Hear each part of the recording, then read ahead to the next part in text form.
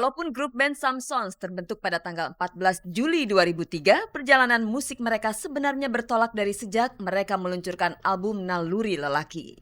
Minggu lalu Samsons merayakan setahun peluncuran album perdananya itu. Dalam rentang waktu hanya 1 tahun, karir band ini melesat terbukti dengan banyaknya remaja zaman sekarang yang menggandrungi lagu-lagu romantis band yang digawangi 5 lelaki muda ini. Sebagai pendatang baru,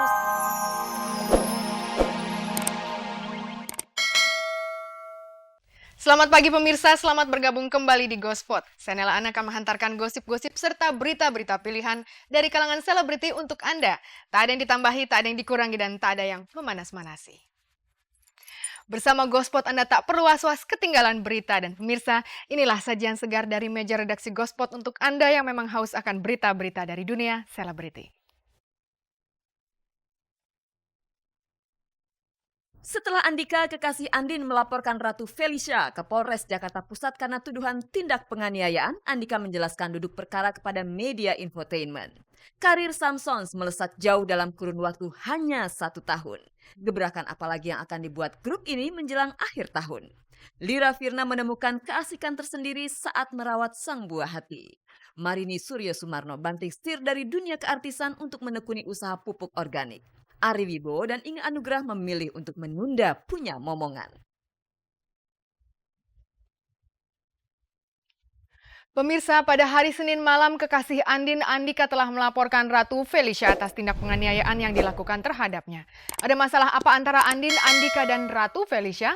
Untuk menjawabnya, kemarin Andika menjelaskan duduk persoalan kepada media infotainment. Pemirsa, kita simak langsung penuturan Andika berikut ini.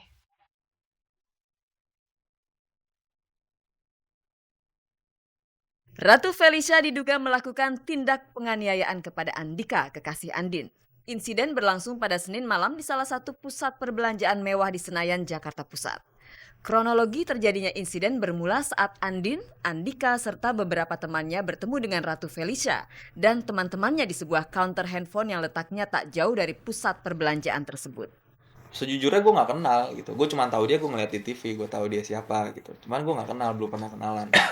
Terus dia ada di situ, udah dia ngomong ngobrol-ngobrol sama temen-temen yang ketawa-ketawa, ya kita juga ya udahlah gitu.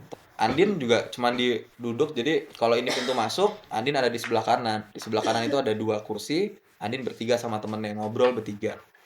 Udah ya, udah sampai kata-kata kasar. Cuman gue nggak tahu itu untuk siapa. Mungkin juga itu bukan buat Andin, mungkin juga. Jadi makanya kita di situ nggak apa-apa. Oh ya udah deh keluar aja yuk. Gitu. Udah selesai semua, keluar. Saya jalan duluan. Andin tuh 10 langkah di belakang saya. Saya lagi jalan, saya papasan sama Ratu Felicia dan temannya. Papasan. Pas papasan nggak ada apa-apa. Saya lagi asik mainan handphone gitu. Wah seru nih handphone gitu. Lagi lewat, tiba-tiba saya dengar di belakang ada kata-kata kasar lagi dari mulutnya Ratu Felicia. Itu Andi nanya, itu lo ngomong apa, Fe? Maksud lo untuk siapa gitu. Itu apa namanya, omongan tersebut tuh buat siapa gitu. Andi nanya kayak gitu. Yang bersangkutan jawab, itu buat lo.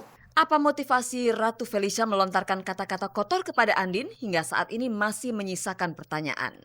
Menurut Andika, persis setelah Ratu Felicia mengucapkan kata-kata kotor itu, Andin langsung menangis. Praktis saat itu juga Andika langsung menanyakan apa duduk perkaranya kepada Ratu Felicia.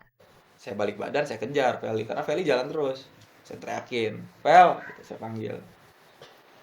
Nggak nengok juga. Saya panggil lagi, Feli, gitu, yang kedua kali dengan nadanya lebih, dengan volumenya lebih keras. Nggak nengok juga. Saya panggil lagi 3 kali, Feli, lebih keras lagi, nggak denger juga. Saya panggil lagi dengan kata-kata kotor, memang kasar. Nyamperin bawa gelas minuman, gitu. Saya lagi berdiri gitu, pas udah jarak 2 langkah, dibuka depan orang segitu banyak, disiram saya. Beras disiram tuh seisi-isinya tuh. Jadi saya nggak tahu isinya apa, cuman ada es batunya segala macam, disiramin ke saya, terus dilemparin sama gelas-gelasnya. Saya taruh tangan di belakang, ngeliat tangan saya di belakang, dia nyabut sepatu malah. Dibalikin, itu haknya ngadep ke muka.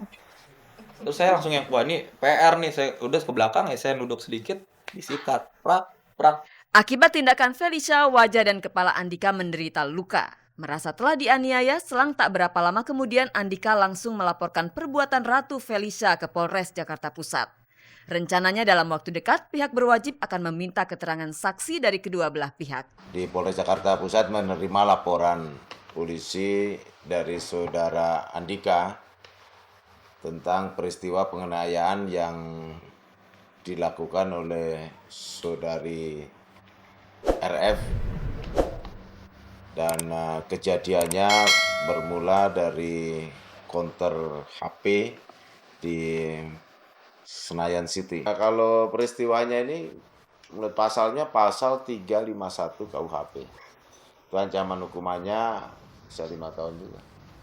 Itu 351 isinya Penganiayaan berat. Jadi karena ini menyebabkan luka, tapi lukanya tidak menyebabkan cacat, itu 351 ayat 1.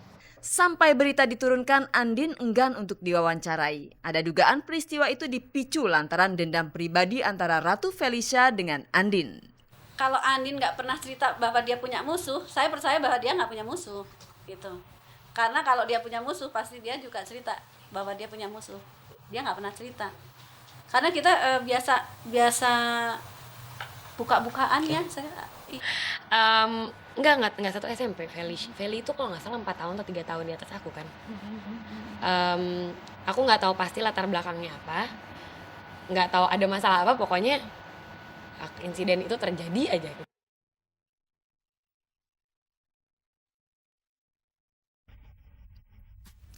Pemirsa, merawat bayi ternyata ada seninya. Setidaknya itulah yang dialami oleh Lira Firna dan Erik Skada. Untuk mencarikan pakaian yang pas untuk si kecil pun, Lira punya trik khusus.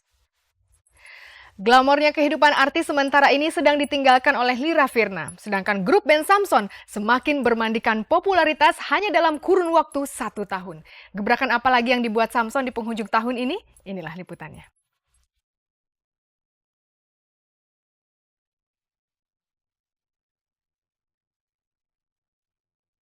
Walaupun grup band Samsons terbentuk pada tanggal 14 Juli 2003, perjalanan musik mereka sebenarnya bertolak dari sejak mereka meluncurkan album Naluri Lelaki. Minggu lalu Samsons merayakan setahun peluncuran album perdananya itu. Dalam rentang waktu hanya 1 tahun, karir band ini melesat terbukti dengan banyaknya remaja zaman sekarang yang menggandrungi lagu-lagu romantis band yang digawangi 5 lelaki muda ini. Sebagai pendatang baru sepak terjang Samsons, jangan dianggap enteng, karena mereka mampu mengukir prestasi membanggakan yakni memperoleh penghargaan multi platinum, berkat penjualan album yang menembus angka 650.000 kopi. Bisa jadi hal ini membuat kiprah band ini di industri musik khususnya band anak muda semakin berkibar. Mereka pun semakin tancap gas dengan melanjutkan tur musik ke 30 kota besar di Indonesia. Kita lagi mau ke Medan ya. Tur 30 kota. Tur 30 kota. Rangkaian tur 30 kota sama salah satu produsen rokok. Iya. Semua sehari aja kebetulan. Soalnya besoknya lagi main lagi. Kami sempat mewawancarai Erik, Bams, dan Irfan sebelum mereka check-in di Bandara Soekarno-Hatta. 2 personil lainnya, Konde dan Aldri, terlambat datang sehingga tidak sempat kami wawancarai. Bicara soal perjalanan tur musik ke berbagai kota, bagaimana cara Samsons menjaga stamina? Berpindah-pindah kota pastilah melelahkan. Sambil bercanda, Erik memamerkan salah satu makanan pengganjal perut yang ampuh menaikkan stamina mereka.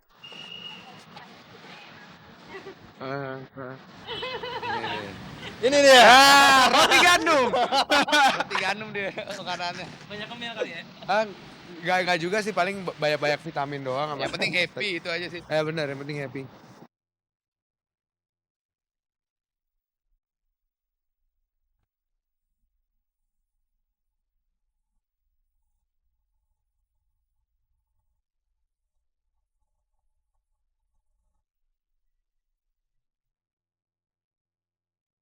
Kebahagiaan tidak hanya bersumber dari popularitas serta uang berlimpah. Kebahagiaan yang hakiki justru berasal dari keluarga. Jika keluarga happy akan menghasilkan karakter orang-orang yang berkualitas. Maka tak heran bila sejak melahirkan Kue Rizal Miros Syafir Ali Bahmid, Lira Firna menyingkirkan sejenak hingar-bingar dunia hiburan demi merawat sang anak, serta membahagiakan juga sang suami Erik Skada. Meski konsekuensinya Lira jadi jarang dandan karena mungkin terlalu fokus pada anak, Lira tetap menikmati hidupnya. Emang kita lagi enjoy untuk untuk tahu dia dari hari ke hari kan berubah. Sekarang udah bisa ngoceh-ngoceh sendiri. Kalau kemarin-kemarin kan masih nangis. Kalau sekarang udah bisa la. Kalau pagi-pagi tuh habis ganti popok nggak mau tidur lagi, matanya melek, minta main-main gitu. Minta ngoceh-ngoceh. Senang diajak ngobrol. Sudah nyaris 2 bulan